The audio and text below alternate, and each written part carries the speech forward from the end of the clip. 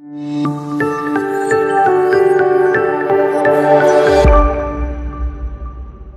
Morning students. तो देखिए, अपना एक मॉक टेस्ट हुआ था, कंपनी ऑडिट का मॉक टेस्ट 1। इसको मैं सॉल्व करवा रहा हूं, तो आप अपने आंसर चेक कर सकते हो।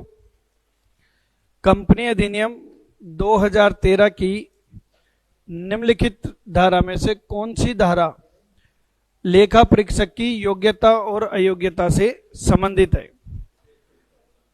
तो ये आप सबको अच्छे से याद भी हो चुकी है। योग्यता और अयोग्यता की धारा कौन सी है? धारा 141। क्लियर है यहां तक का? तो ये पर्टिकुलर सेक्शन का क्वेश्चन था कि सब क्वालिफिकेशन और डिस्क्वालिफिकेशन से रिलेटेड कौन सी सेक्शन है। कौन सी सेक्शन है? सेक्शन 141। क्वेश्चन नंबर 2, एक साझेदारी फर्म को कंपनी के ऑडिटर के रूप में नियुक्त किया जा सकता है। पार्टनरशिप फर्म को हम ऑडिटर के रूप में नियुक्त कर सकते हैं या नहीं कर सकते? पहले तो ये बताओ। कर सकते हैं, लेकिन कब कर सकते हैं? यदि उस फर्म के अधिकांशतः साझेदार चार्टेड अकाउंटेंट हैं और प्रैक्टिस करते हैं। तो देखो इसका आंसर क्या होगा। पहला ऑप्शन है कि सभी भागीदार चार्टेड अकाउंटेंट हो, ऐसा कंपनी एक्ट 1956 में था। तो पहला ऑप्शन गलत है, क्योंकि आज की डेट में सारे चार्टेड अकाउंटेंट हो ये जरूरी नहीं है। आप में से कुछ क्वेश्चन कुछ बच्चे डिबेट कर सकते हैं कि सर सारे चार्टेड अकाउंटेंट है तो क्यों नहीं कर सकते? कर सकते हैं। तो इसलिए ये क्वेश्चन थोड़ा डिबेटेबल हो सकता है कि सर सारे के सारे अगर चार्टेड अकाउंटेंट है तो क्या प्रॉब्लम है? कोई प्रॉब्लम नहीं है। तो ये डिबेटेबल हो सकता है, लेकिन अगर हम इनमें से बेस्ट अप्रोप्रिएट आंसर लें तो ए में ये हो सकता है कि कंडीशन हो गई है कि फर्म को नियुक्ति तभी कर सकते हैं जब सारे ही क्या हो? चार्टेड अकाउंटेंट हो। पर ऐसा जरूरी नहीं है। तो इसका राइट आंसर क्या होगा? सी, कि फर्म के अधिकांशतः साझेदार क्या हो? चार्टेड अकाउंटेंट हो। और बी और डी का तो कोई मतलब ही नहीं, ऐसा तो कोई कॉन्सेप्ट है ही नहीं। तो इसका राइट आंसर है सी। क्वेश्चन नंबर 3, आपको मैंने रिलेटिव की डेफिनेशन बताई थी सेक्शन 2 की सबसेक्शन 77 में कि रिलेटिव में कौन कौन शामिल है। तो मैंने आपको बताया था कि रिलेटिव में व्यक्ति स्वयं, जीवन साथी और उसके 8 रिश्ते शामिल हैं। और आपको ये भी बताया था कि अगर किसी ने गोद ले लिया, स्टेप्स, तो वो भी शामिल है, लेकिन स्टेप डॉटर इंक्लूड नहीं होती। और यही पूछा गया कि कौन रिश्तेदार में शामिल नहीं है। तो कौन नहीं है? Step daughter. समझ में आ गया? तो इसका आंसर क्या आएगा? डी। क्वेश्चन नंबर 4, अगर एक रिश्तेदार 1 लाख रुपए से अधिक की प्रतिभूति धारण करता है। तो देखो, आप लोगों को मैंने बताया था सेक्शन 141 की सबसेक्शन 3 के क्लॉज डी में कि यदि कोई भी चार्टेड अकाउंटेंट खुद या उसका पार्टनर 1 रुपए का भी शेयर ले लेता है तो उस कंपनी की ऑडिट नहीं कर सकता, लेकिन उनके रिलेटिव 1 लाख रुपए अंकित मूल्य तक के अंश धारण कर सकते हैं। और अगर 1 लाख से ज्यादा के शेयर होल्ड करे हैं तो भी आप ऑडिट ले सकते हो, लेकिन ये जो गड़बड़ हुई है 1 लाख से ज्यादा की, इसको करेक्ट करना पड़ेगा। और ये करेक्टिव एक्शन के लिए आपको टाइम बताया था कितना? 60 डेज। तो क्वेश्चन यही पूछा गया है कि भाई 1 लाख रुपए की जो लिमिट को बढ़ाए रखने के लिए ऑडिटर को कितना टाइम दिया जाएगा? तो इसका आंसर क्या आएगा? 60 डेज। आंसर क्या आएगा? ए। क्वेश्चन नंबर 5, यदि कोई व्यक्ति धोखाधड़ी से जुड़े अपराध के लिए, ध्यान देना, उसने क्या किया है? धोखाधड़ी करी है, यानी कि फ्रॉड किया है, और उसको दोषी ठहराया गया किसके द्वारा? तो ये क्वेश्चन हो गया 141 की सबसेक्शन 3 के क्लॉज एच का। और आपको मैंने बताया था कि यदि न्यायालय के द्वारा कपट का अपराधी घोषित किया जाता है तो घोषित किए जाने की तिथि से 10 वर्ष की अवधि तक वो नियुक्त नहीं हो सकता। तो इसका राइट आंसर क्या आएगा? ए। अगर ये अदालत की जगह पे ट्रिब्यूनल लिखा होता तो, अगर यहां पर अदालत की बजाय ट्रिब्यूनल होता तो ये सेक्शन 140 की सबसेक्शन 5 का क्वेश्चन होता, और तब इसका आंसर क्या था? 5 ईयर। पर यहां अदालत लिखा हुआ तो आंसर क्या आएगा? 10 ईयर। समझ में आ रहा है सबके? क्वेश्चन नंबर 6, निजी सीमित कंपनी के ऑडिट को ऑडिट की संख्या पर जो सीलिंग लिमिट है यानी कि अधिकतम संख्या जो है उससे छूट दी गई है। तो अगर आपको ध्यान हो तो मैंने आपको एक सेक्शन कराई थी 141 की सबसेक्शन 3 का क्लॉज जी, जिसमें मैं आपको लिमिट बता चुका था कि एक चार्टर्ड अकाउंटेंट 20 कंपनी की ऑडिट कर सकता है, इससे ज्यादा की एक्सेप्ट नहीं कर सकता। पर इस 20 की गणना में कुछ को शामिल नहीं करते। किन किन को शामिल नहीं करते? OPC, small company, dormant company और एक ऐसी निजी कंपनी जिसकी पेडअप कैपिटल 100 करोड़ से कम हो, उसको शामिल नहीं करते हैं। अभी क्वेश्चन पूछा ही गया है यही कि सब वो कौन सी प्राइवेट लिमिटेड कंपनी है जिसको शामिल नहीं करेंगे, जिसको छूट दे रखी है। तो जिसकी पूंजी कितनी हो? 100 करोड़ से कम हो। अब देखो ये भी एक डिबेट कर सकते हो आप कि सर अगर 10 करोड़ से कम है तो भी माफ है, 20 करोड़ से कम है तो भी माफ है, 50 करोड़ से कम है तो भी माफ है, क्योंकि ये सब 100 करोड़ से कम ही होते हैं। तो सर आंसर तो सारी सही है। इस टाइप के क्वेश्चन भी आ जाते हैं कई बार। अब देखो जब आप ये कह देते हो कि सर 10 करोड़ से कम में क्या गलती है, गलती कुछ नहीं है, पर अगर आप ये कहते हो 10 करोड़ से कम तो इसका मतलब आप एक कंडीशन डाल रहे हो कि 20 करोड़ वाली नहीं आएगी, जबकि लिमिट कितनी है? 100 करोड़। तो राइट आंसर क्या होगा इसका? डी। 100 करोड़ पे तो काउंट हो जाएगी, 100 करोड़ से कम होनी चाहिए, लेस देन। क्वेश्चन नंबर 7, सरकारी कंपनी के प्रथम अंकेक्षक को नियुक्त किया जाता है। केक द्वारा नियुक्ति की जाएगी कंपनी के समामेलन के 60 दिन के भीतर। कितने दिन के भीतर? तो राइट आंसर क्या होगा इसका? अच्छा मान लीजिए ऑप्शन डी ऐसा होता कि कंपनी के समामेलन के 2 महीने के भीतर, और सी होता 60 दिन के भीतर। तो क्या करेंगे बताओ? 60 दिन। सर क्या फर्क पड़ गया? 2 महीने 60 दिन, बहुत फर्क पड़ता है साहब, समझ लो ना, क्योंकि 30 का और 31 का महीना हो सकता है, तो 61 दिन हो सकते हैं 2 महीने में। तो हमें क्या ध्यान रखना है? 60 दिन। तो इसका राइट आंसर क्या होगा? सी। क्वेश्चन नंबर 8, इनमें से कौन सा फॉर्म जो है कंपनी रजिस्ट्रार के समक्ष ऑडिटर को नियुक्ति की सूचना के रूप में दायर किया जाता है? तो बताओ, अंकेक्षक की नियुक्ति की सूचना आरओसी को कौन से फॉर्मेट में दी जाती है? फॉर्म नंबर एडीटी 1 में। तो इसका राइट आंसर क्या आएगा? ए। क्वेश्चन नंबर 9, कोई भी ऐसी कंपनी जो धारा 177 की उपधारा 1 में कवर होती है, इसका मतलब कौन सी कंपनी? कौन सी कंपनी है जो धारा 177 में कवर होती है?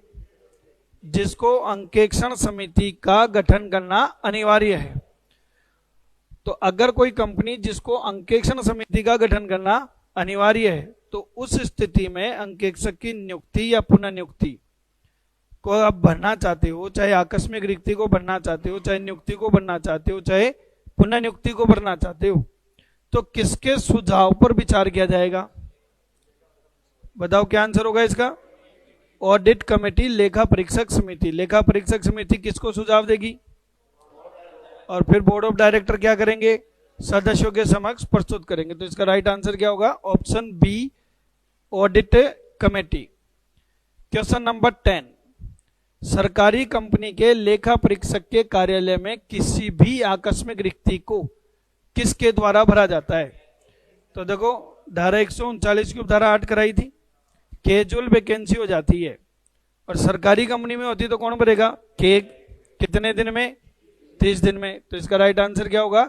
बी, 30 दिनों के भीतर किसके द्वारा भरा जाएगा? केक के द्वारा। क्वेश्चन नंबर 11, धारा 145 के तहत ऑडिटर को कंपनी के शेयरधारक बोल दो या अंशधारी बोल दो या सदस्य बोल दो, को रिपोर्ट करनी होती है। तो ये तो आप सबको मालूम है कि ऑडिटर अपनी रिपोर्ट किसे प्रस्तुत करता है? अंशधारियों को, सदस्य को। कहां पर प्रस्तुत करता है? एजीएम की ईजीएम, क्योंकि साल में एक बार होगी, और जहां पर ऑडिटर की रिपोर्ट डिस्कस होती है। तो इसका राइट आंसर क्या आएगा? बी, वार्षिक आम बैठक, यानी कि annual general meeting. Question number 12, company अधिनियम 2013 की कौन सी धारा में कंपनी अंकेक्षक के अधिकार और कर्तव्य दिए गए हैं? बताओ, अधिकार और कर्तव्य की धारा कौन सी है? सेक्शन 143। तो इसका राइट आंसर क्या है? Option D, section 143। देखो यहां तक के जो क्वेश्चन पढ़े आपने 12 तक के, ये तो आपका आरपीएससी का लेवल है, ठीक है, और वो भी थोड़ा सा हाई लेवल है। आपके एग्जाम में इससे भी आसान क्वेश्चन आएंगे। सर फिर तो कोई दिक्कत नहीं है। देखो आसान आपको लग रहे हैं अभी, क्योंकि आपने मेहनत करी है, आपने धाराएं याद कर ली, फॉर्म याद कर लिया, डेज याद कर लिए, बच्चे उसमें उकचूक हो जाते हैं।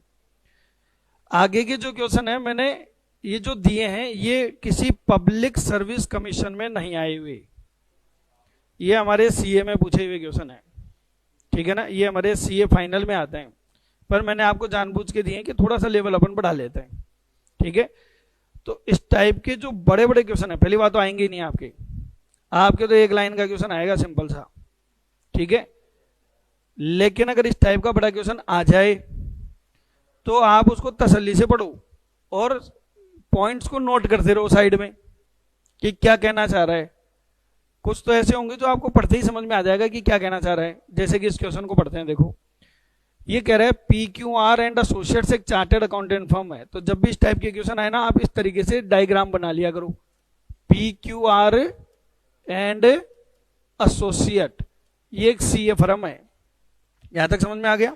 चलो आगे क्या कह रहा है, जिसमें 3 सहयोगी यानी 3 पार्टनर हैं, कौन कौन? P, Q और R। तो इसके 3 पार्टनर हैं साहब, P, Q और R। आगे बढ़ते हैं। फर्म के पास में पहले से ही 60 पब्लिक कंपनी की क्या है? ऑडिट है। मेरे हिसाब से पढ़ने वालों को तो यही समझ में आ गया कि क्वेश्चन क्या पूछेगा। कि साहब फर्म बता दी, 3 पार्टनर बता दी, और हमको इशारा कर दिया कि इस फर्म के पास में ऑलरेडी 60 पब्लिक कंपनी की क्या है? ऑडिट है। तो बताओ ये क्वेश्चन क्या है? ये धारा 141 की उपधारा 3 का वाक्य जी है, जिसमें आपने पढ़ा था कि एक चार्टर्ड अकाउंटेंट मैक्सिमम 20 कंपनी की ऑडिट कर सकता है। इस फर्म में कितने पार्टनर हैं? 3। तो 3 इंटू 20 = 60 कंपनी की ऑडिट कर सकता है। और इस 60 की गणना में किन किन को शामिल नहीं करेंगे? तो ये आपने 4 चीजें पढ़ रखी है मेरे से, OPC, small company, dormant company और प्राइवेट लिमिटेड कंपनी जिसकी पेड अप कैपिटल 100 करोड़ से कम हो। तो बताओ पब्लिक कंपनी काउंट होगी या नहीं होगी? पब्लिक कंपनी काउंट होगी या नहीं होगी? होगी। पब्लिक कंपनी की ऑडिट करोगे, आपकी गणना में शामिल होगी। तो इसके पास तो ऑलरेडी कितनी है? 60, यानी कि लिमिट फुल, एक भी ऑडिट अभी एक्सेप्ट कर नहीं सकता। आगे बढ़ते हैं। आगे क्या कह रहे हैं, अब फर्म के पास में 3 ऑडिट का ऑफर आया। फर्म के पास में कितने ऑडिट का ऑफर आया? 3 का, जिनमें से एक क्या है? डोरमेंट। तो साहब इसके पास में 3 कंपनी के ऑफर हो रहा है। इन 3 का ब्रेकअप है। एक कंपनी तो आपकी क्या है? डोरमेंट, एक तो है डोरमेंट कंपनी, ठीक है।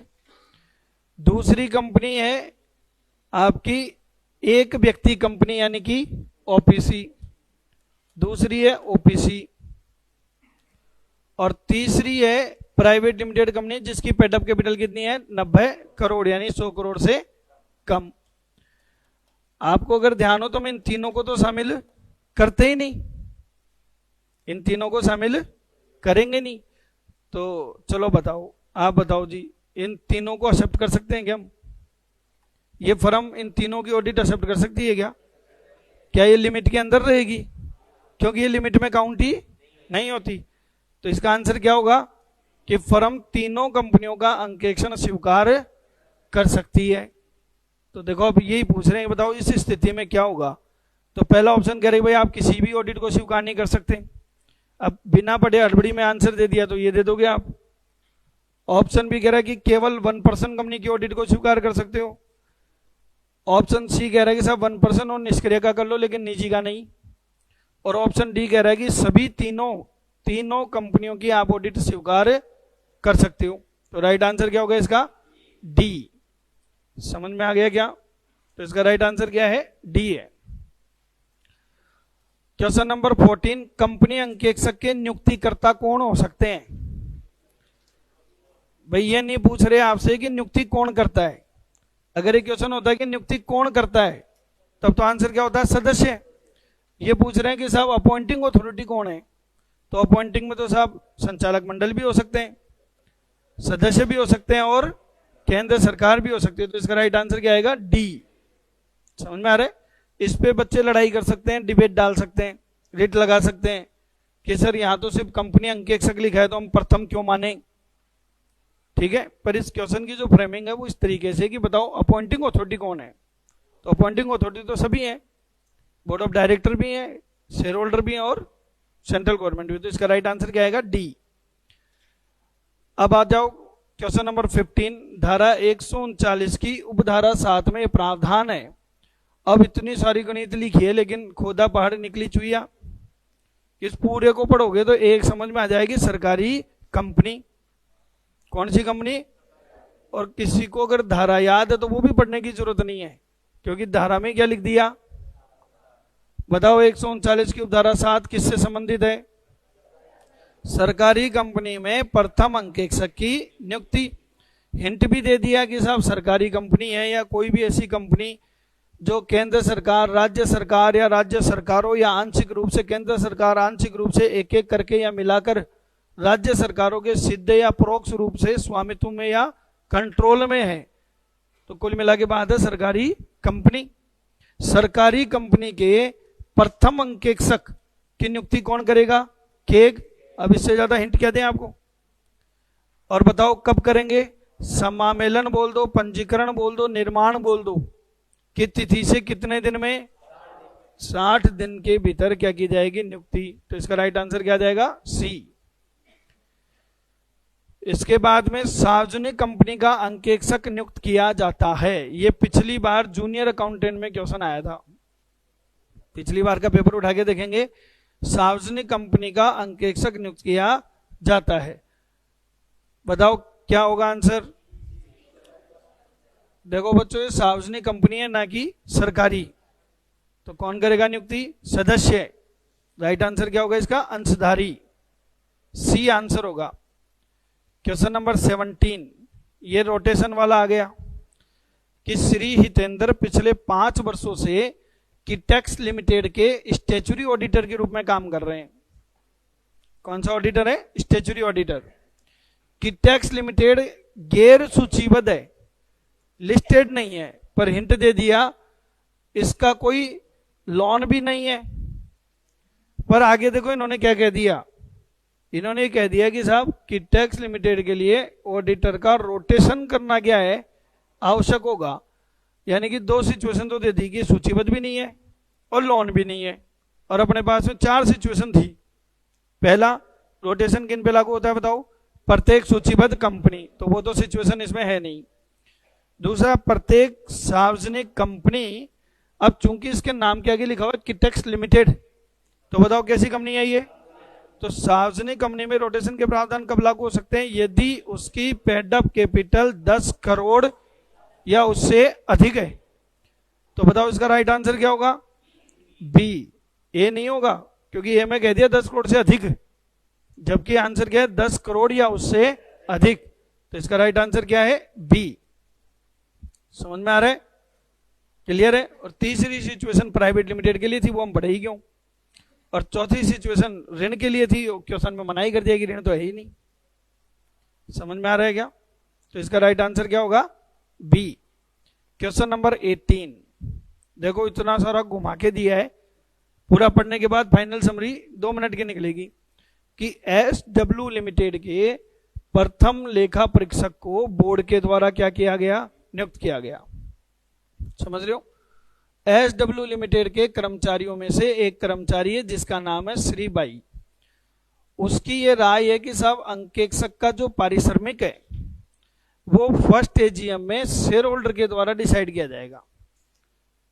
ठीक है, तो देखो इन्होंने हिंट दे दिया है कि ऑडिटर कौन सा है? First auditor. और नियुक्ति किसने करी? बोर्ड ऑफ डायरेक्टर ने। अब एक शेयर होल्डर कह रहे हैं साहब तुम लोग पारिश्रमिक डिसाइड नहीं कर सकते, हम करेंगे। कहां पर? AGM में। श्री बाई की राय गलत है, क्योंकि एसडब्ल्यू लिमिटेड के प्रथम अंकेक्षक का पारिश्रमिक कौन तय करेगा। तो आपको डायलॉग याद है, क्या डायलॉग बताया था, जो नियुक्त करेगा वो पारिश्रमिक तय करेगा।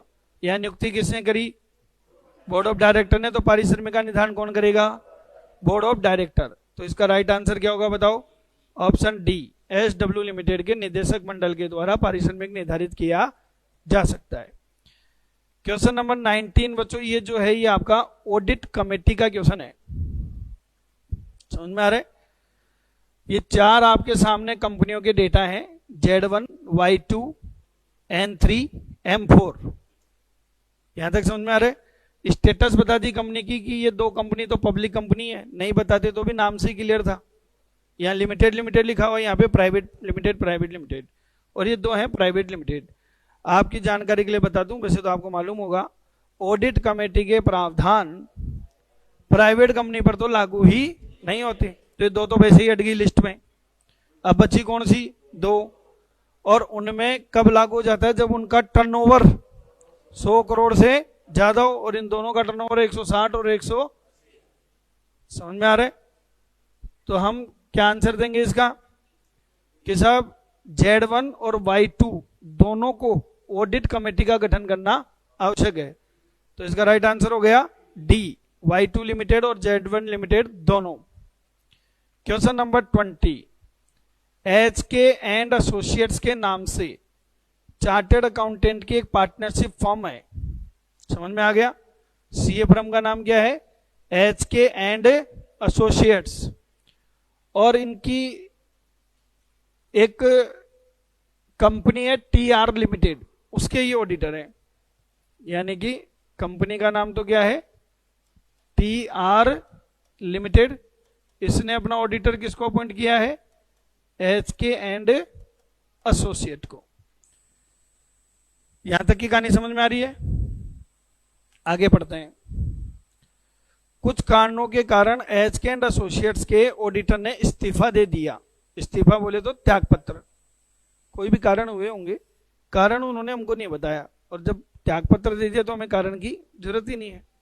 बताओ आकस्मिक रिक्ति हो गई कि नहीं हुई, किस वजह से हुई। तो इस स्थिति में जो दूसरा ऑडिटर आएगा उसकी नियुक्ति कौन करेगा, उसकी नियुक्ति करेंगे बोर्ड ऑफ डायरेक्टर। कितने दिन में, 30 दिन में, पर सब्जेक्ट टू कंडीशन कि 3 माह में उनको सदस्यों से अनुमति लेनी पड़ेगी। तो बताओ इसका आंसर क्या होगा, डी, कि TR लिमिटेड के निदेशक मंडल नियुक्त कर देंगे, लेकिन ऐसी नियुक्ति को 3 महीने के भीतर जो भी जनरल मीटिंग होगी उसमें अनुमोदन करवाना आवश्यक है। तो राइट आंसर क्या होगा इसका, D. Question number 21, YW public limited company के पिछले लेखा परीक्षित वित्तीय विवरण के अनुसार, यहां तक समझ में आ रहा है कि साहब लास्ट ईयर की जो हमने ऑडिटेड बैलेंस शीट देखी उसके अनुसार उसकी पेडअप कैपिटल कितनी है, 20 करोड़ रुपए है। देखो हिंट देख लेना, कंपनी कौन सी है, प्राइवेट लिमिटेड, और उसकी पेडअप कैपिटल कितनी है, 20 करोड़ रुपए है। सॉरी, पब्लिक लिमिटेड है। तो कहीं ना कहीं ये हो सकता है या तो रोटेशन का क्वेश्चन हो या फिर ऑडिट कमेटी का। देखते हैं आगे क्या कह रहे हैं। चार्टर्ड अकाउंटेंट की एक पार्टनरशिप फर्म को YW लिमिटेड के ऑडिटर के रूप में नियुक्त किया जाना आवश्यक था, ठीक है। इस परिदेश में कौन उपयुक्त अधिकारी है जो इस फर्म की नियुक्ति के लिए चार्टर्ड अकाउंटेंट की योग्यता और अनुभव पर विचार करेंगे। कुल मिला के क्वेश्चन ये है कि इस कंपनी में अंकेक्षक की नियुक्ति के ऊपर सुझाव किसके द्वारा दिए जाएंगे, विचार किसके द्वारा किए जाएंगे। तो देखो सबसे पहले हिंट मिल गया आपको, कंपनी कौन सी है बताओ, ये सार्वजनिक कंपनी, और इसकी पेडअप कैपिटल कितनी है।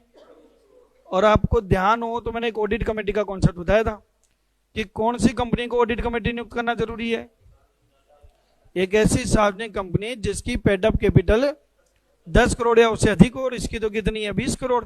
तो इसका मतलब ऑडिट कमेटी गठित होगी, और जिस कंपनी में ऑडिट कमेटी का गठन होगा अंकेक्षक के बारे में सुझाव कौन देगा, ऑडिट कमेटी देगी। तो इसका राइट आंसर क्या होगा, ऑडिट कमेटी, यानी कि answer B. Question number 22, WS private limited, देखो हिंट दे दिया कौन सी कंपनी है, प्राइवेट लिमिटेड। इसका फाइनेंशियल ईयर 18-19 में पेडअप कैपिटल कितनी थी, 65 करोड़। तो इस चीज से आपको हिंट मिल गया। आपने मेरे से एक रोटेशन के प्रोविजन पढ़े थे, धारा 139 की उपधारा 2, आवर्तन के प्रावधान कौन सी कंपनी पे लागू होते हैं। तो पहला पढ़ा था आपने प्रत्येक सूचीबद्ध कंपनी, दूसरा पढ़ा था प्रत्येक गैर सूचीबद्ध सार्वजनिक कंपनी यदि उसकी पेडअप कैपिटल 10 करोड़ या उससे अधिक हो, और तीसरा पढ़ा था आपने प्रत्येक निजी कंपनी यदि उसकी पेडअप कैपिटल 50 करोड़ या उससे अधिक हो। ये कैसी कंपनी है? निजी कंपनी है, प्राइवेट लिमिटेड लिखा हुआ है। पेडअप कैपिटल कितनी है? यानी कि 50 करोड़ से ज्यादा है। तो बताओ इस कंपनी पे रोटेशन के प्रावधान लगेंगे कि नहीं लगेंगे? और इन्होंने खुद नहीं कह दिया कि निम्नलिखित में से कौन सा कथन रोटेशन से संबंधित है। यानी कि रोटेशन तो लगेगा पर कौन सा संबंधित है। बताओ क्यों लग रहा है इसके ऊपर रोटेशन? क्योंकि पेडअप कैपिटल 50 करोड़ रुपए से अधिक है। तो राइट आंसर क्या होगा इसका? B. Question number 23, H and associates के नाम से चार्टेड अकाउंटेंट की एक पार्टनरशिप फर्म है।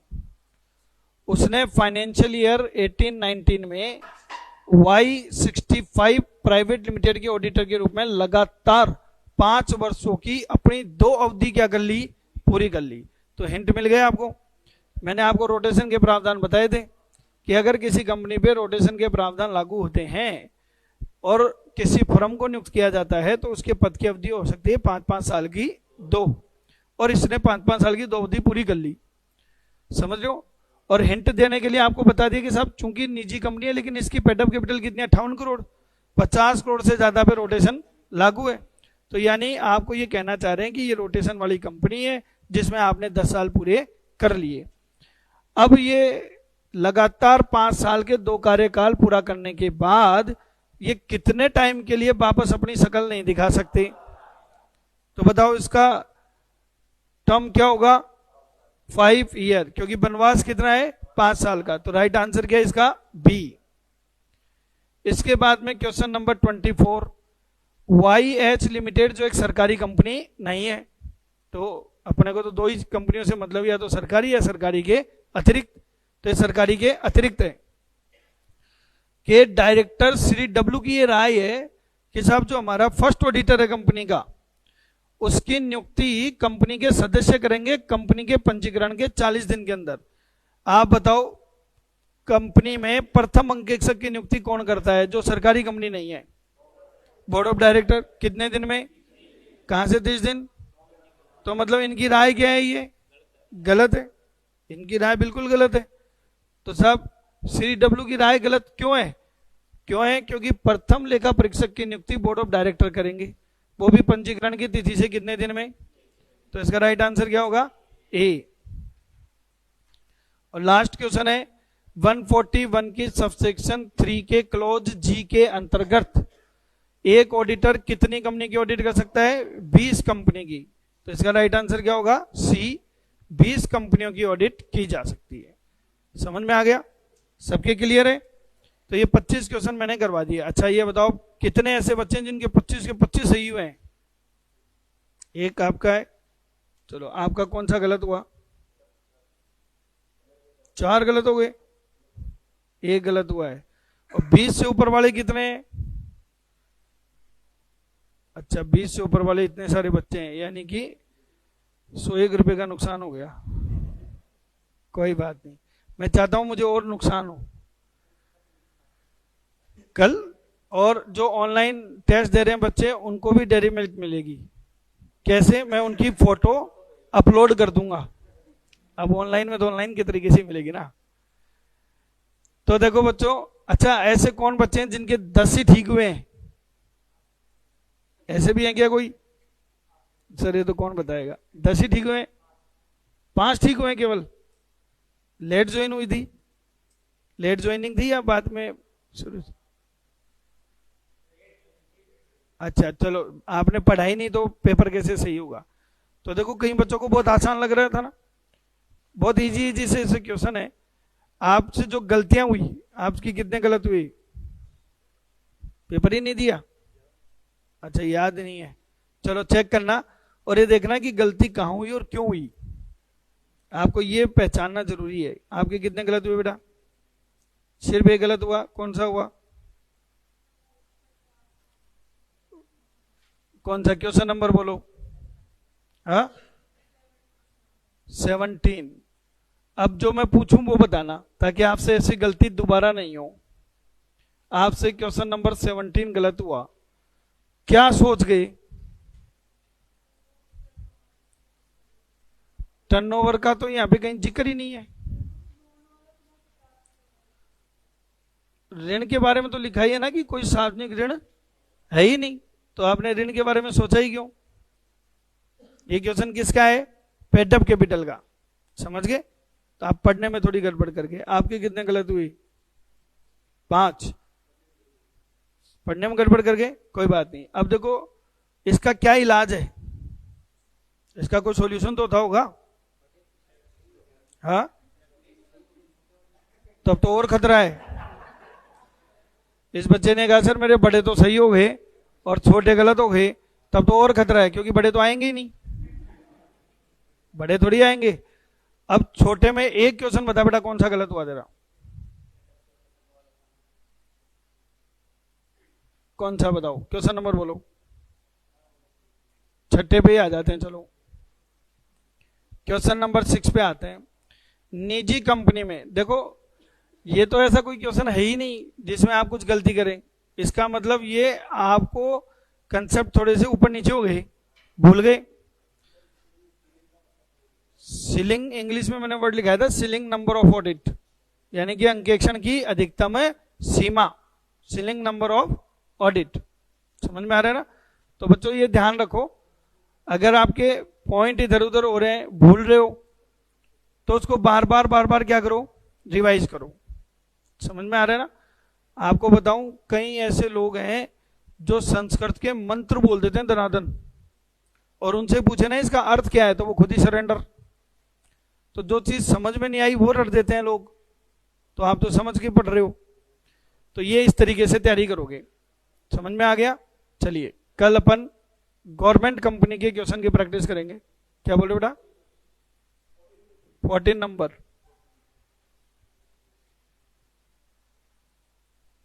क्वेश्चन नंबर 14, कंपनी अंकेक्षक के नियुक्तिकर्ता कौन है? ये डिबेट हो सकता है, आपने इसका आंसर ही करा होगा, नो डाउट ये भी सही है, ठीक है ना? लेकिन ये क्वेश्चन की लैंग्वेज कैसे होती कि कंपनी अंकेक्षक की नियुक्ति कौन करता है? तो इसका राइट आंसर क्या होता? अंशधारी। इसके पूछने का जो टारगेट है ना वो ये कि भाई नियुक्तिकर्ता कौन है। तो नियुक्ति देखो संचालक मंडल भी कर सकते हैं, केंद्र सरकार भी कर सकती है, और बोर्ड ऑफ डायरेक्टर भी कर सकते हैं। ऐसा क्वेश्चन डिबेटेबल है ये तो। चलो हाँ क्या बोल रहे हो? केंद्र सरकार सिर्फ एक सिचुएशन में, धारा 140 की उपधारा 5 में, यदि अंकेक्षक कपट का दोषी साबित हो जाता है ट्रिब्यूनल के द्वारा, तो ट्रिब्यूनल सेंट्रल गवर्नमेंट को क्या करेगी? आदेश देगी कि साहब इसको तुरंत हटा दो और इसके जगह पर दूसरे को नियुक्त कर दो। समझ में आ रहा है? चलिए चलो, ये तो कोई बात नहीं है, ये तो हो सकती है गलती। और कोई डाउट? आगे बढ़े तो चलिए आज नेक्स्ट टॉपिक शुरू करवाने जा रहा हूं आपको। चैप्टर का नाम है ऑडिट रिपोर्ट। कल हम गवर्नमेंट कंपनी के क्वेश्चंस की प्रैक्टिस करेंगे। ये आपका जो चैप्टर है ऑडिट रिपोर्ट एंड सर्टिफिकेट, मैं आपको पहले किसके बारे में बताने जा रहा हूं? अंकेक्षण प्रतिवेदन, ऑडिट रिपोर्ट, अंकेक्षण प्रतिवेदन। अभी जो मैं आज आपको बताने जा रहा हूं ये बहुत ही बेसिक चीज है, जो इस पूरे चैप्टर में मैं बार बार यही बात बोलता रहूंगा, तो इसलिए थोड़ा ध्यान से सुने। ऑडिटर की रिपोर्ट कितने प्रकार की होती है? तो बच्चों ऑडिटर की रिपोर्ट 2 प्रकार की होती है। ऑडिटर की रिपोर्ट कितने प्रकार की होती है? 2 प्रकार की। एक क्लीन रिपोर्ट, क्लीन रिपोर्ट, स्वच्छ प्रतिवेदन, स्वच्छ प्रतिवेदन, और एक मॉडिफाइड रिपोर्ट, मॉडिफाइड रिपोर्ट। संशोधित प्रतिवेदन। ऑडिटर की रिपोर्ट दो प्रकार की होती है, क्लीन रिपोर्ट और एक मॉडिफाइड रिपोर्ट। स्वच्छ प्रतिवेदन और संशोधित प्रतिवेदन। यहां तक समझ में आ रही बात? क्लियर है? कितने प्रकार की रिपोर्ट होती है? आपकी जानकारी के लिए बता दूं, एग्जाम में जब क्वेश्चन आए थोड़ा ध्यान से पढ़ना।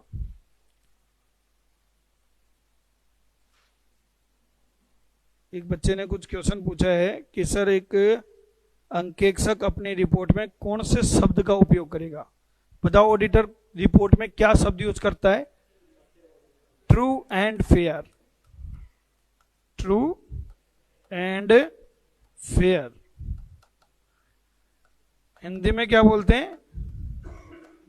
सत्य एवं उचित। अगर उचित एवं सत्य बोलते हैं तो नहीं चलेगा। फेयर एंड ट्रू नहीं होता, ट्रू एंड फेयर होता है। ठीक है? सत्य और उचित। बच्चा कह रहा है सर सही और उचित लिख दें तो वो तो एक ही बात है। ठीक है? वैसे थोड़ा डिफरेंस होता है उसमें भी, ट्रू में और करेक्ट में फर्क होता है। ठीक है?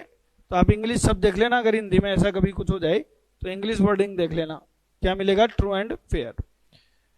आपको मैं जानकारी के लिए बता दूं, एग्जाम में जब क्वेश्चन पूछे थोड़ा ध्यान से सुनना, ध्यान से पढ़ना कि वो ऑडिट रिपोर्ट के प्रकार पूछ रहे हैं कि ऑडिटर की राय के प्रकार पूछ रहे हैं। ओपिनियन अलग होती है और रिपोर्ट अलग होती है। ओपिनियन किस में व्यक्त की जाती है? रिपोर्ट में। तो अब आप ये समझो कि रिपोर्ट क्या है। तो बच्चों जब आपने ऑडिट करी और आपको कुछ भी गड़बड़ नहीं मिली, जब आपने क्या करी? ऑडिट करी और कुछ भी गड़बड़ नहीं मिली, और अगर मिली भी तो ऐसी थी कि आप उसको इग्नोर कर सकते थे। बताओ समझे कि नहीं समझे? जब मेरी सगाई हुई थी और जब प्रपोजल गया था तो मेरी वाइफ को मेरे में एक चीज पसंद नहीं आई थी। वो आज भी कई बार मजाक बनाती रहती है मेरा कि बोले मैंने आपका नाम सुन के ही मना कर दिया था। नाम क्या है? पुराना सा था।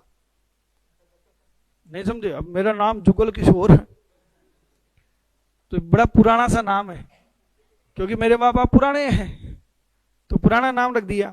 तो मैंने कहा तुझे की बोल लिया घर शॉर्टकट में, और तो क्या बोले? बोले मैं तो आपका नाम सुन के रिजेक्ट कर रही थी। अब ये कोई आधार हुआ? ये कोई बेस हुआ क्या? बताओ, समझ रहे हो आप बात को? क्या ऐसी छोटी मोटी चीजें इग्नोर कर दें? इन लड़कियों के लिए सलाह है ये। आपकी सगाई हो गई, आपकी हो गई, आपकी हो गई, आपकी नहीं हुई, इन चारों को सुन लो। आपका तो खैर मामला अब गया। इन चारों के लिए एक सलाह है कि लड़कों में थोड़ी बहुत कमी हो, इग्नोर कर देना है। क्या बोल रहे हो? तो भी इग्नोर कर देना। मैं इनको क्यों बता रहा हूं? हाँ, मैं ये नहीं कह रहा कि कोई लंगड़े लूले से शादी कर लेना। थोड़ी बहुत कमी हो इग्नोर कर देना, क्योंकि सर्वगुण संपन्न नहीं होता कोई भी। ये गलती द्रौपदी ने कर ली थी। भगवान से वरदान मांगा, मुझे ऐसा पति चाहिए जो बलवान हो, बुद्धिमान हो, सुंदर हो, धर्म का पालन करने वाला हो, सर्वगुण संपन्न हो। भगवान ने कहा नॉट पॉसिबल, एक आदमी में तो नहीं हो सकते, तो उसको पांचाली बना दिया। हाँ, कई बार ज्यादा रिक्वायरमेंट भी ज्यादा टेंशन दे जाती है। 5-5 पति मिले, बताओ उसको, क्योंकि सर्वगुण संपन्न नहीं होते। आप बताओ ऑडिट करने जाओगे, कुछ गड़बड़ मिले तो, कुछ गड़बड़ मिले तो इग्नोर करें। अच्छा बताओ आपके बालक हैं? अच्छा अभी बच्चे नहीं है आपके? अभी नहीं है। देखो सर मैं तो खुद ही बालक हुए कोई बात नहीं, होंगे पिताजी भी बैठे होंगे यहाँ पे कोई। अब आप घर में देखते हो जो बालक होते हैं छोटे मोटे, बदमाशी करते हैं नहीं करते? और माँ बाप क्या करते हैं? उनकी गलती को इग्नोर कर देते हैं। थाने में जाके एफआईआर थोड़ी लिखाते हैं कि सर संभाल लो देश को क्योंकि हमारे घर में आतंकवादी पल रहे हैं। थाने में एफआईआर नहीं दर्ज कराते ना। तो छोटी मोटी गड़बड़ है, इग्नोर करो और रिपोर्ट कैसी दोगे? क्लीन। सिर्फ क्या शब्द यूज करने हैं कि in my opinion financial statement present true and fair view. Sir तो वो इग्नोर का लेवल क्या हो, कितना इग्नोर करें? तो ये राय जो आप दे रहे हो क्लीन रिपोर्ट में दे रहे हो, राय कैसी है? ये स्वच्छ राय। क्लीन रिपोर्ट में ओपिनियन भी कैसी होगी? हमेशा क्लीन ओपिनियन। क्लीन रिपोर्ट में हमेशा ओपिनियन कैसी होगी? Clean opinion. और क्लीन ओपिनियन की वर्डिंग क्या होगी? True and fair. अब आप ट्रू एंड फेयर कब कहेंगे? तो इसके पीछे दो क्या हैं? आधार हैं। ये दो बेस होते हैं बच्चों। क्या आप कोई भी रिपोर्ट देंगे, कोई भी राय देंगे तो आधार होने चाहिए? बताओ, क्या बेस होने चाहिए क्या, या बिना बेस के ही बोल सकते हो? क्यों होने चाहिए बेस? क्योंकि ऑडिटर को बेस पसंद है। बताओ। बिल्कुल साहब, ऑडिटर को बेस पसंद है। बिना बेस के आप ओपिनियन नहीं दे सकते। आप अगर क्लीन ओपिनियन देना चाहते हो, क्लीन रिपोर्ट देना चाहते हो, तो आपके पास में दो आधार होने चाहिए।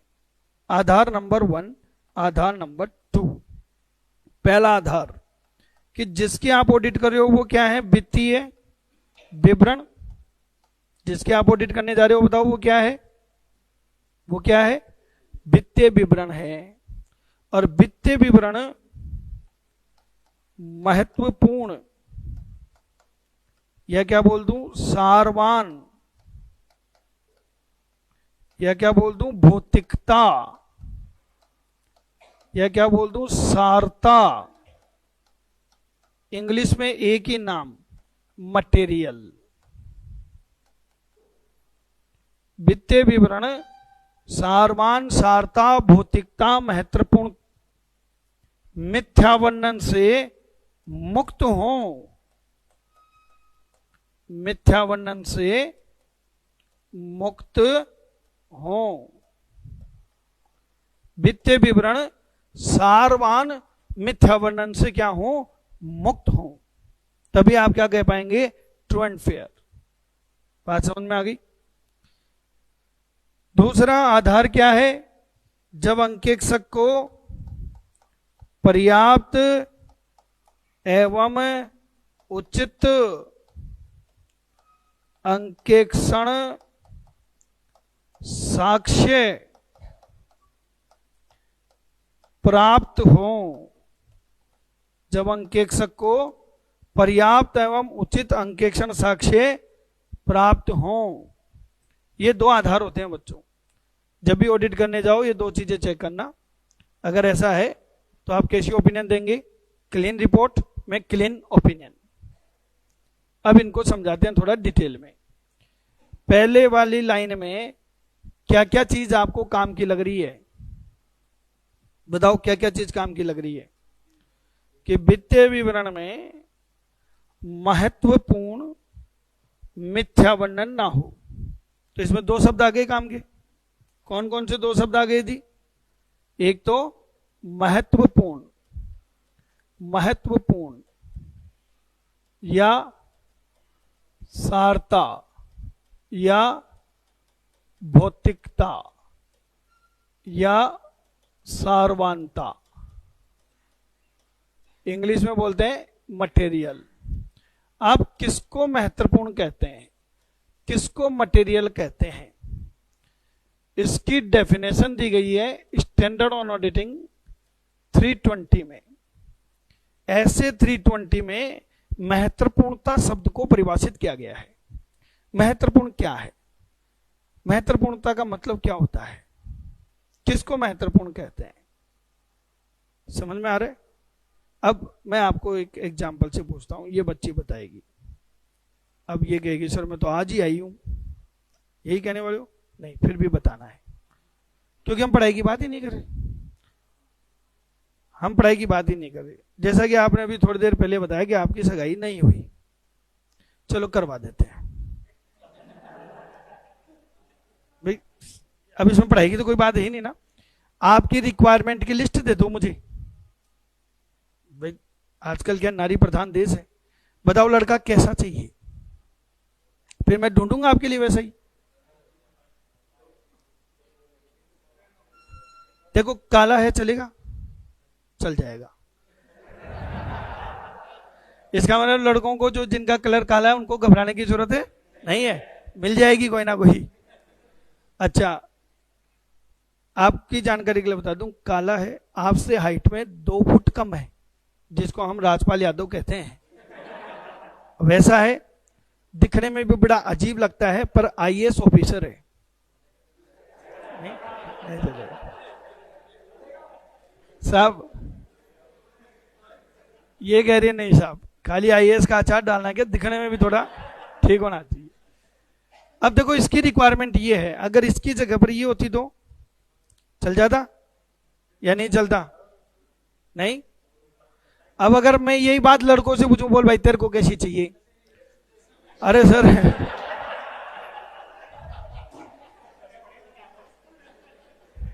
ये कहेगा सर गोरी हो चाहे काली हो, बस चाय पिलाने वाली हो, हमें मिले तो सही। समझ रहे हो? महत्वपूर्णता की कोई परिभाषा हो ही नहीं सकती। जो आपके लिए महत्वपूर्ण है वो इनके लिए महत्वपूर्ण हो ये जरूरी नहीं है। हर व्यक्ति की महत्वपूर्णता का अर्थ अलग अलग है। सिकंदर, क्या आप शराब का सेवन करते हैं? करता है। देखो कई लोग शराब को बहुत बुरी बात कहते हैं, शराब का सेवन नहीं करते, जबकि हमारे हिंदू ग्रंथों में लिखा हुआ है कि जब आप मर जाओगे तो स्वर्ग में जाओगे, स्वर्ग में आपके सामने अप्सराएं नृत्य करेंगी और आपको सोमरस दिया जाएगा। तो वो जो सोमरस है ना, वो यहां धरती पे भी है, और उसको पीने के बाद तो पुरुष भी अप्सरा दिखाई देते हैं। समझे कि नहीं समझे?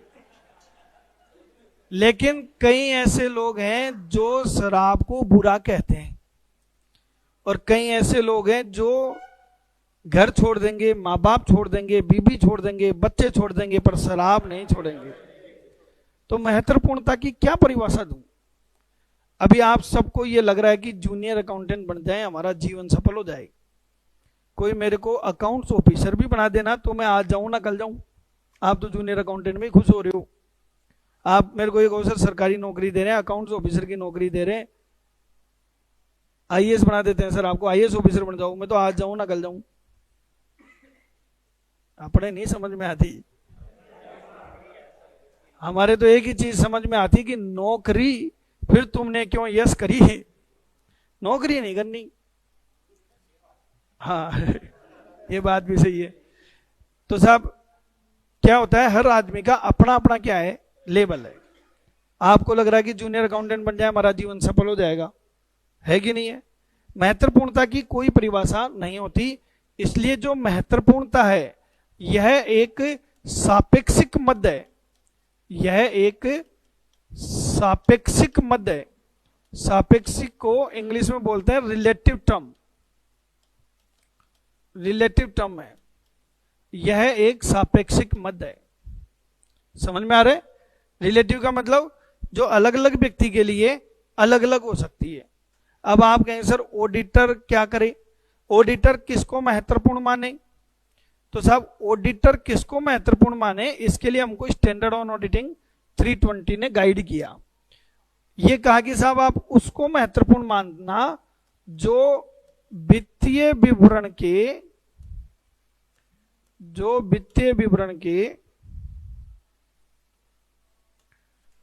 उपयोगकर्ता, जो वित्तीय विवरण के उपयोगकर्ता यानी कि यूजर्स ऑफ फाइनेंशियल स्टेटमेंट, जो वित्तीय विवरण के उपयोगकर्ता के आर्थिक निर्णय को प्रभावित करे। आर्थिक निर्णय, it means economic decision, economic decision को प्रभावित करे, को प्रभावित करे। कुछ समझे क्या बताओ? महत्वपूर्णता ऑडिटर किसको मानेगा? जो बैलेंस शीट P&L के यूजर्स हैं, उपयोग करता है। तो पहले बताओ वित्तीय विवरण के उपयोगकर्ता कौन कौन हो सकते हैं? वित्तीय विवरण के उपयोगकर्ता कौन कौन हो सकते हैं, ये आपको मनीष सर भी पढ़ाएंगे। शेयर होल्डर और प्रबंधक, और इस बच्ची ने एक ही शब्द में सब कुछ बोल दिया, हितधारी, स्टेक होल्डर, यानी कि जो भी कंपनी से जुड़ेगा वो सब उसके वित्तीय विवरण को यूज करेंगे, चाहे वो क्रेडिटर्स हो, चाहे डेटर्स हो, चाहे गवर्नमेंट हो, चाहे बैंकर हो, चाहे शेयर होल्डर हो, तो वो लोग आपके उपयोगकर्ता हैं। और मेरी रिपोर्ट वित्तीय विवरण पे है, तो मेरी रिपोर्ट को कौन पढ़ेंगे, वित्तीय विवरण के उपयोगकर्ता। अगर किसी चीज को लेकर उनका क्या बदल जाता है, इकोनॉमिक डिसीजन, यानी कि आप क्या चीज को देखकर कंपनी में पैसा लगाओगे, बताओ। जैसे मैं आपको बताऊं, मेरा इनकम का जो इन्वेस्टमेंट करता हूं मैं, उसका 80% इन्वेस्टमेंट मैं शेयर मार्केट में करता हूं, जो रिस्क है। और शेयर मार्केट में मैं किसके थ्रू करता हूं, म्यूचुअल फंड के थ्रू। म्यूचुअल फंड के कई प्रोडक्ट हैं, large cap, mid cap, small cap, balance fund, कई तरह के फंड है। मैं एसआईपी के थ्रू, सिस्टमेटिक इन्वेस्टमेंट प्लान के थ्रू मैं इन्वेस्ट करता हूं इसमें, स्मॉल कैप में। मैं स्मॉल कैप में इन्वेस्ट करता हूं, समझ में आ रहा है। स्मॉल कैप का मतलब होता है वो छोटी छोटी कंपनियां, जैसे एयू फाइनेंस, आरबीएल, ऐसे छोटे छोटी कंपनियों में हम पैसा लगाते हैं। इनमें रिस्क का लेवल क्या है, बहुत ज्यादा है, मतलब इसमें पैसा डूबने की संभावना बहुत ज्यादा है, और मैं पैसा वहीं लगाता हूं। क्यों, क्योंकि एक सीधी सी कहानी है, no risk no gain, more risk more gain. तो मुझे तो ज्यादा प्रॉफिट चाहिए साहब, जोखिम लेने को मैं क्या हूं, तैयार हूं। इसलिए मेरा जो इन्वेस्टमेंट पे रिटर्न है, लोग एफडी कराते हैं और कराते हैं 6% 7%, आज अपना रिटर्न है 38%। मेरा जो इन्वेस्टमेंट का पोर्टफोलियो पे रिटर्न है वो कितना है, 38% रिटर्न है। यानी कि 1 लाख रुपए लगाए मैंने, साल भर के बाद में 1,38,000 रुपए। और ऐसा कोई इन्वेस्टमेंट नहीं है आज की डेट में इसके अलावा। पर ये कभी भी मेरे 1 लाख के 10,000 भी हो सकते हैं, 90,000 मेरे लगाए हुए क्या हो सकते हैं, साफ हो सकते हैं। तो मैं जोखिम ज्यादा ले रहा हूं, क्योंकि मेरा जो डिसीजन है, मुझे जोखिम की परवाह नहीं है। मुझे परवाह किसकी है, इसकी है। कई बेचारे बूढ़े आदमी आते हैं, सरकारी नौकरी करके रिटायर होके आते हैं, और रिटायर होते ही उनको 1-1.5 करोड़ रुपए रिटायरमेंट फंड मिल जाता है। जैसे आप जूनियर अकाउंटेंट से रिटायर होंगे तो लगभग 1 करोड़ के आसपास आपके पास में रिटायरमेंट फंड आएगा, जिसमें आपका बुढ़ापा निकल जाएगा। तभी तो सरकारी नौकरी के बूढ़े आदमियों को भी उसके बच्चों की तरफ से रिगार्ड मिल जाता है, क्योंकि वो देखते हैं यार 1 करोड़ की टोकरी है, इसको सेवा पानी कर लो। समझ में आ रहा है। तो वो बुजुर्ग आदमी आते हैं ना, वो देखना कभी भी जो रिटायर हो आते हैं, ये बैंक में क्या कराते हैं, एफडी। मैं कहता हूँ शेयर मार्केट में लगा दो, अरे बेटा एक पैर कबर में लटका है, शेयर मार्केट में क्या करूंगा।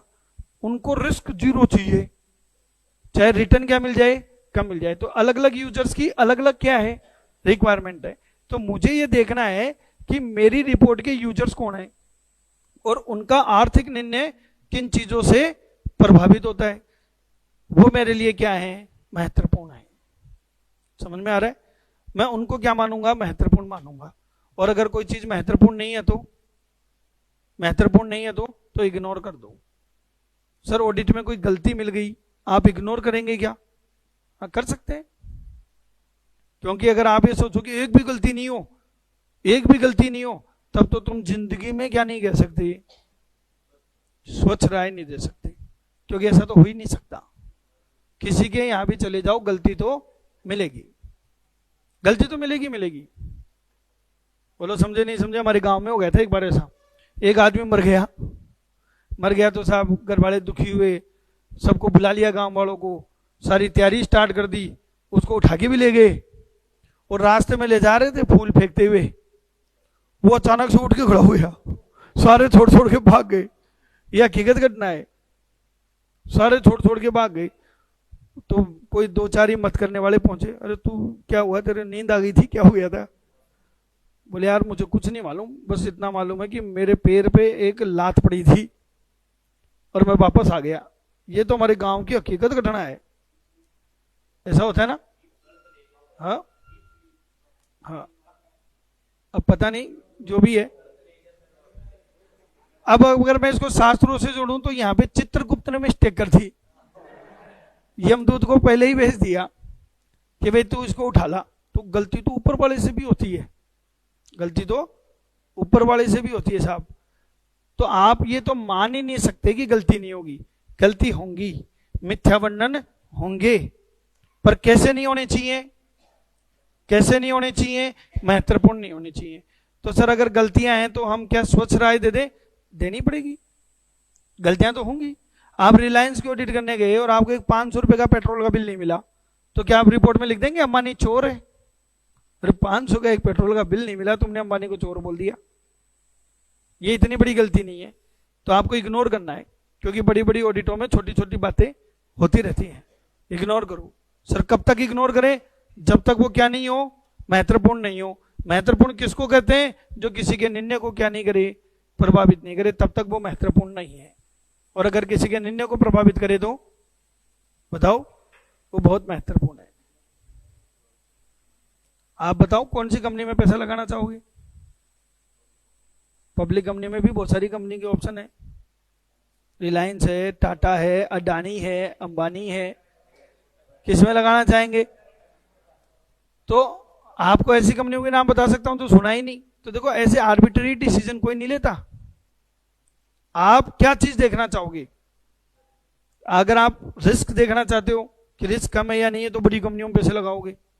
आपको रिटर्न ज्यादा चाहिए तो छोटी कंपनियों में पैसा लगाओगे। तो निर्णय कई चीजों से प्रभावित होता है, हमको उन सब चीजों को ध्यान में रखते हुए महत्वपूर्णता का निर्णय लेना होता है। और फिर भी मैंने एक शब्द कह दिया कि ये कैसी टर्म है जो प्रत्येक व्यक्ति के लिए अलग अलग हो सकती है, इसकी कोई फिक्स डेफिनेशन नहीं होती। समझ में आ गया क्या? अब आपको इतने दिन हो गया मेरे से पढ़ते हुए, 1 महीना हो गया लगभग, आपको ये तो बात समझ में आई गया कि मैं घरेलू हिंसा का शिकार हूं। ये तो आपके समझ में आ ही गया ना, जिसकी थाने में रिपोर्ट भी दर्ज नहीं हो रही। अब आप बताएंगे जनाब क्या वाकई में मेरी बीवी ऐसी है? नहीं देखो अभी भी मेरी बीवी की साइड ले रहा है। अच्छा ये मैं साइको हूं अब ये साइकोलॉजिकली आप पीड़ित हो? हाँ हाँ, देखो मैं आपको बता दूं, हाँ, आपकी जानकारी के लिए बता दूं मेरी बीवी ऐसी नहीं है। तो सर फिर आप ये सब झूठ पाखंड नौटंकी ये सब क्यों करते हो? अरे कौन करना चाहता है? पब्लिक की डिमांड है, इसलिए हमें तो वही एक्टिंग करनी पड़ती है जो पब्लिक चाहती है। नहीं समझे कि आप? साउथ की फिल्में हैं साहब, साउथ की फिल्में सुपरहिट जाती हैं। क्यों? क्योंकि वो पैर घुमा के तो तूफान ला देते हैं, एक मुक्का मारते हैं तो गाड़ी टूट जाती है, आदमी कहीं की कहीं पहुंच जाता है। अब लोगों को वो देखने में मजे आते हैं, इससे वो लोग ऐसी फिल्में बनाते हैं। तो महत्वपूर्ण किसके नजरिए से? ऑडिटर के नजरिए से नहीं कि ऑडिटर को जो महत्वपूर्ण लगे वो महत्वपूर्ण है। ना ना ना ना, किसको महत्वपूर्ण? उपयोगकर्ता का लिए महत्वपूर्ण हो उसको हम महत्वपूर्ण मानेंगे। समझ में आ रहा है? दूसरी बात, आप स्वच्छ राय कब देंगे? जब वित्तीय विवरण महत्वपूर्ण मिथ्या वर्णन से क्या हो? मुक्त हो। तो अब आपके लिए नया शब्द आ गया, क्या? मिथ्या वर्णन। मिथ्या वर्णन, इसको इंग्लिश में क्या कहेंगे? Miss statement. मिस स्टेटमेंट, मिथ्या वर्णन। और इसकी परिभाषा जो दी गई है वो स्टैंडर्ड ऑन ऑडिटिंग 450 में दी गई है। मिथ्या वर्णन को किसमें परिभाषित किया गया है? स्टैंडर्ड ऑन ऑडिटिंग 450 में। यहां तक समझ में आ रहा है? किसको कहते हैं गड़बड़? ये बच्ची बताएगी। टीवी देखते हैं आप? कभी नहीं देखा? इतना एक गोल से ऐसा होता है, देखो। अच्छा ऐसे देखा हुआ है। टीवी पे एक सीरियल आता था, कौन सा? सीआईडी, देखा हुआ है। सीआईडी में एक एसीपी था प्रद्युमन, वो क्या कहता था? दया कुछ तो गड़बड़ है। कौन कहता था? एसीपी प्रद्युमन, बेचारा 25 सालों से ऐसे 450 पढ़ा रहा है।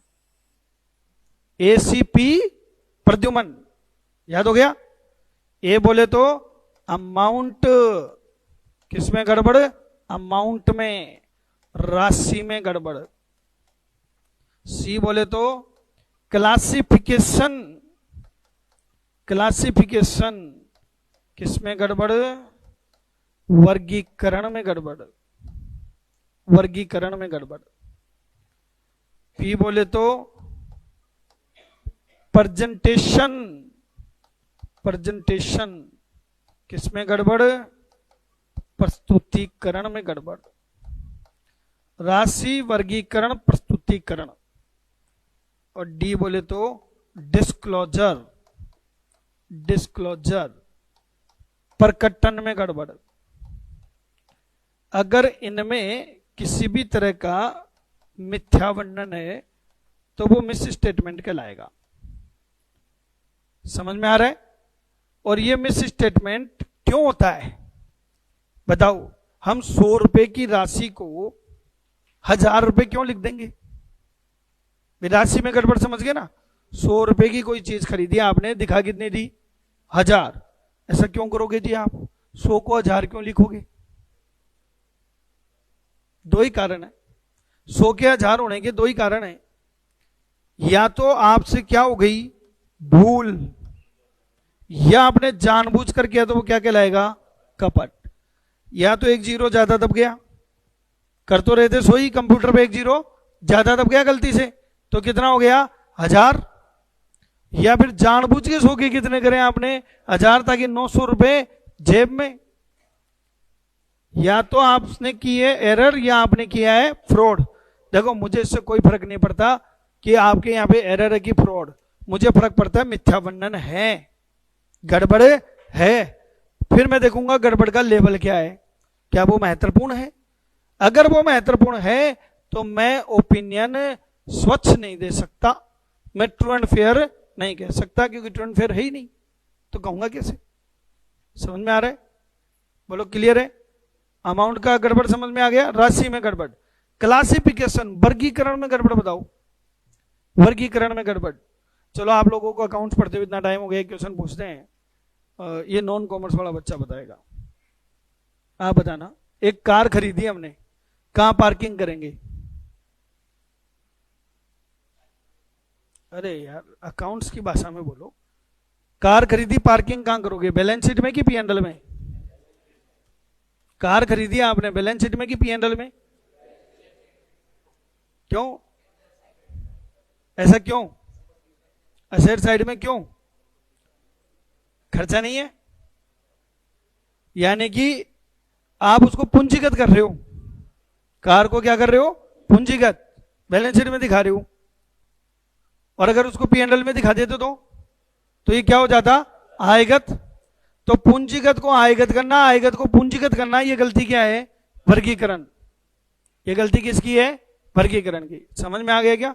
और अकाउंटिंग के नॉर्म्स होते हैं, ये नहीं कि आप कहते हो सर हम तो नवाब हैं, एक बार जिस गाड़ी में बैठ गए दोबारा नहीं बैठते, तो हमारे लिए तो खर्चा है कि रोज गाड़ी बदलता हूं साहब कपड़ों के जैसे। तो आपके कहने से अकाउंटिंग थोड़ी चलेगी, असेट तो असेट ही रहेगी। बोलो समझ में आ रहा है ना? वर्गीकरण समझ गए? बताओ। अच्छा प्रेजेंटेशन की बात करते हैं। प्रेजेंटेशन, इस बच्चे को देखो, आज तक इसने सलवार सूट नहीं पहनी, इसने बड़ी बड़ी चोटी नहीं बनाई,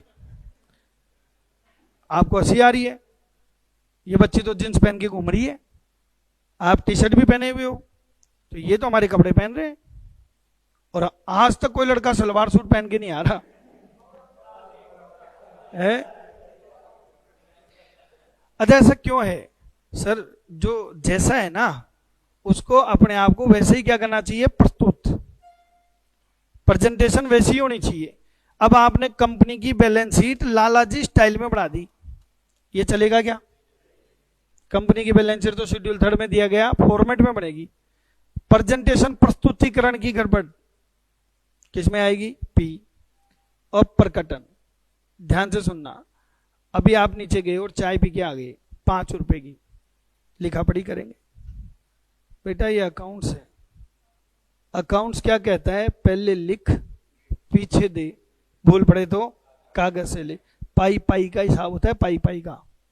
25 पैसे की भी एंट्री होगी, एक को भी भूलना नहीं है, प्रत्येक चीजों को क्या करना है, प्रकट करना है।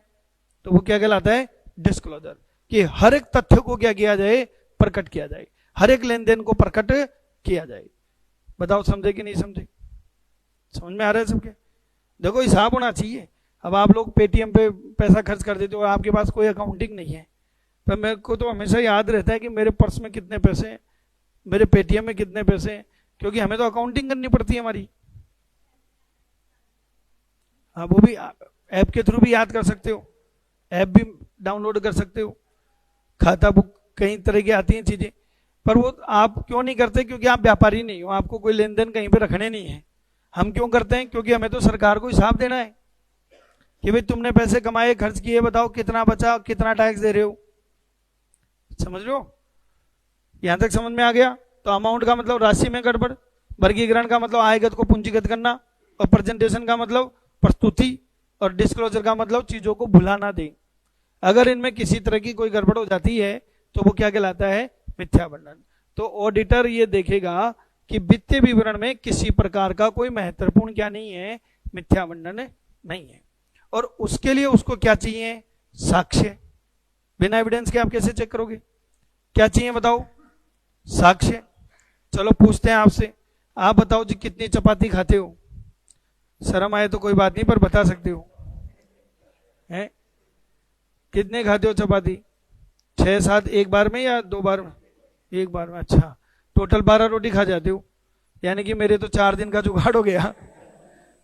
समझ गए? मैं 2 रोटी सुबह खाता हूँ, 1 रोटी शाम को खाता हूँ, 3, यानी कि आप 4 दिन आपका और मेरा 4 दिन आपका 1 दिन। समझ में आ रहा है? अच्छा तू बता बेटा, खाती है कि नहीं खाती? पहले तो बता, खाती है?